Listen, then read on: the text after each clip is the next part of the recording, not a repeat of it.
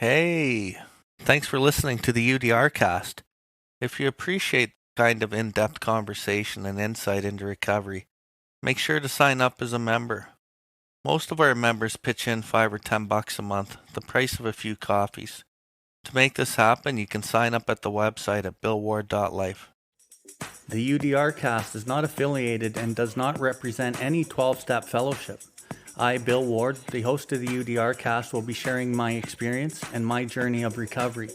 That does include, but is not limited to, the literature contained in the Big Book of Alcoholics Anonymous and the 12 Steps. Our guests will be sharing their own path to recovery and what has worked for them. The UDRcast encourages and supports all paths to recovery.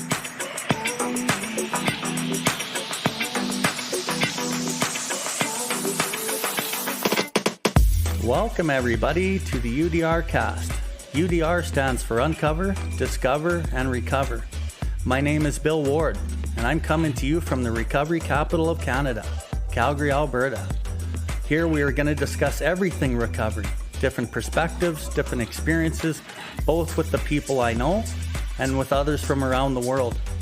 If you resonate with anything you've heard on this episode today, we ask that you share it with anyone who you think may benefit from it. If you have any questions or comments, please find us at billward.life and send us a message in the info section. We'll get back to you as soon as we can. If you are interested in more recovery content, you can find the buttons for the YouTube channel and other social media outlets on the homepage, and you will be redirected to those platforms. We can recover, one person, one family, one community at a time.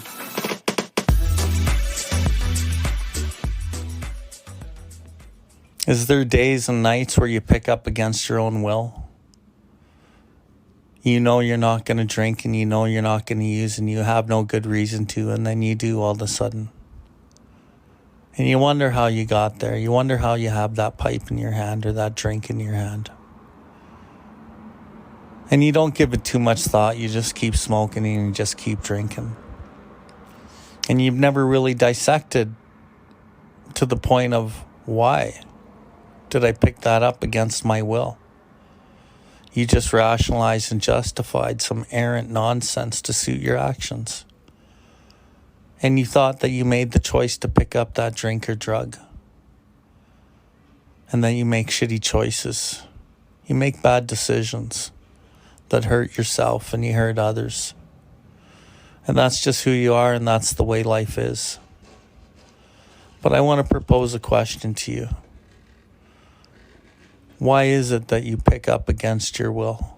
Why is it when terrible things happen, or you don't like yourself when you're done drinking or using, or you have little control in the amount you take and you use for days, weeks, or months, but you pick up that first one anyhow? How come? I'll tell you how come. Because you don't have the power of choice in that drink or drug. The drink or drug has control of you and it runs your life. And really underneath all of that, what really runs your life is the subconscious wounds and patterns and beliefs and the guilt and the shame that we can't always see with the logical mind. And that guilt and that shame and that pain, it needs relief and it needs it now. And in that moment, you decide to pick up. When you marry the thought of drink with some lame excuse to pick it up, that's the powerlessness. You have just picked up against your will. The drink and the drug chose you, and you don't have the power of choice because you've crossed the line. A line that you can never cross back over. And I found by working with thousands and hundreds and thousands of alcoholics and addicts, working with hundreds of addicts and alcoholics, speaking and teaching thousands of addicts and alcoholics about this illness, that you just don't have the power. Anything short of a spiritual experience won't do the trick. And all the spiritual experience is, it's a long-term commitment to change who you are. A personality change sufficient to bring about recovery from alcoholism, Because if your old personality runs that show with the same ideas that you live with, the same emotions that you feel, and the same attitudes that you look at life, your fellows, and God's universe with, you need relief, and you need it now in that moment. And you don't know when that is. And then it happens, and then you're off again. But if you can change that, if you can work hard at trying something different, relinquish the thoughts, relinquish the behaviors, try to do something good, although it might piss you off. Try to lean into helping somebody somehow, some way. And you may not want to, but we do it anyway. And through the processes of doing what I'm saying, you will change. Sometimes it's 1mm by 1mm at a time. And sometimes it's bigger jumps than that. And at some point down the road, the fear of picking up and using won't be the motivation to do all this hard work. What will be the motivation is something that I call the God dope. I'm an alcoholic addict. I love relief and I love benefit and I love what makes me feel good. Drugs and alcohol have always given me relief and benefit and has made me feel good and taken away the pain. But today, the God dope gives me the ease and the comfort and the relief that I needed. And I kind of look at it like this. In every relationship and all the sex and all the gambling or whatever it was that I had done, the drinking, the drugging, really it was all a longing for God that I didn't understand. And today, as I seek this power that has saved my life and changed my life and given me a new life, my best life, I can look back at that and understand it. So if you're struggling with drugs or alcohol and you're looking for a way out, there is a way out. You just have to want it bad enough and you have to do the work. The first aspect of this journey is understanding what you're dealing with.